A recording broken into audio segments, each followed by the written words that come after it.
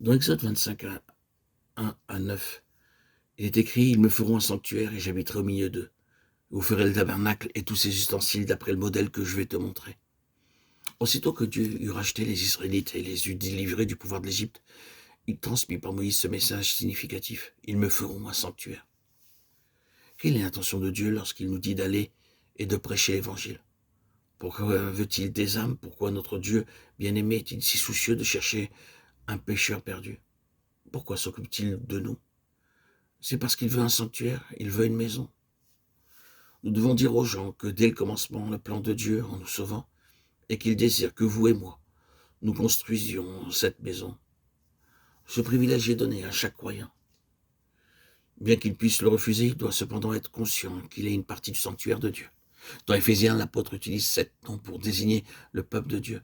Il l'appelle l'Église du Seigneur Jésus-Christ parce qu'il a été appelé hors du monde, le peuple particulier de Dieu. Il l'appelle le corps de Christ. Parce que la même vie court à travers tous les membres. Ce corps contient la plénitude de Dieu, sa plénitude qui remplit tout en tous. La santé est fournie par cette vie à chaque tissu, chaque nerf et chaque muscle.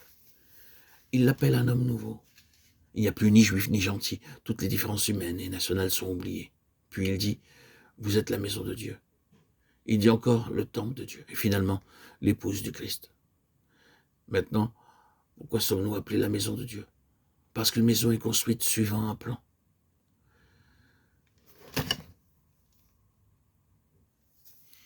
En dessinant une maison, un architecte tiendra compte de l'aération, de l'arrivée de l'eau, de l'éclairage, des sanitaires, de l'évacuation, des eaux usées. Ensuite, il bâtira.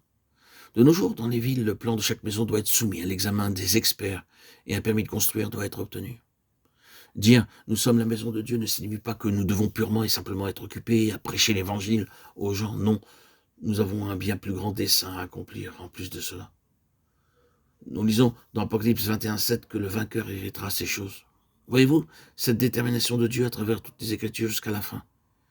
Il est montré que Dieu travaille pour le pécheur, non seulement pour racheter son âme, mais pour racheter tout ce qu'il a perdu à cause du péché. Comment héritera-t-il? Comment cela arrivera-t-il? La réponse est dans le verset 3 de ce même chapitre. Voici le tabernacle de Dieu avec les hommes. Il habitera avec eux et ils seront son peuple et Dieu lui-même sera avec eux. Cette même idée est exprimée dans 2 Corinthiens 6:16 qui nous montre que ce n'est que lorsque nous devenons réellement le temple de Dieu que la plénitude de Dieu vient en nous et que Dieu rachète tout ce que nous avons perdu. Pour devenir la maison de Dieu, nous devons être bâtis sur de fortes et profondes fondations, fondées sur le rocher. En tant que serviteurs de Dieu, nous devons nous assurer que nous passons suffisamment de temps dans l'étude de la parole de Dieu avec les autres. Autrement, ils demeureront spirituellement faibles. Nous devons savoir que nous n'avons pas seulement la responsabilité de prêcher, mais aussi d'amener le peuple à être profondément fondé sur le fondement des vérités de la foi.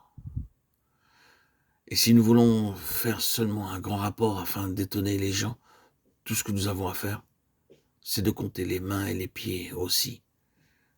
Vous satisferez les gens, mais pas Dieu. Il veut un travail pur et profond et qui demeure, et non pas seulement des mains qui se lèvent ou d'autres signes extérieurs. Nous devons être sûrs que les gens que nous servons sont amenés à une expérience spirituelle personnelle du salut. Puis, nous devons les aider à comprendre qu'ils peuvent avoir une part dans la maison de Dieu. Dieu montre cela très clairement lorsqu'il dit à Moïse qu'il m'apporte une offrande, ceux qui donneront volontairement de tout leur cœur. Ce fut à ceux qui avaient eu l'expérience du sang de la nuit de Pâques que Moïse transmit cet appel. C'était le signe qu'ils étaient lavés, pardonnés et prêts maintenant pour recevoir plus. Mais cela fut tout à fait facultatif. Il n'y eut pas de contrainte, pas d'obligation, pas de pression. Il a été simplement donné l'occasion de devenir participant du sanctuaire de Dieu et aussi d'apporter des offrandes volontaires.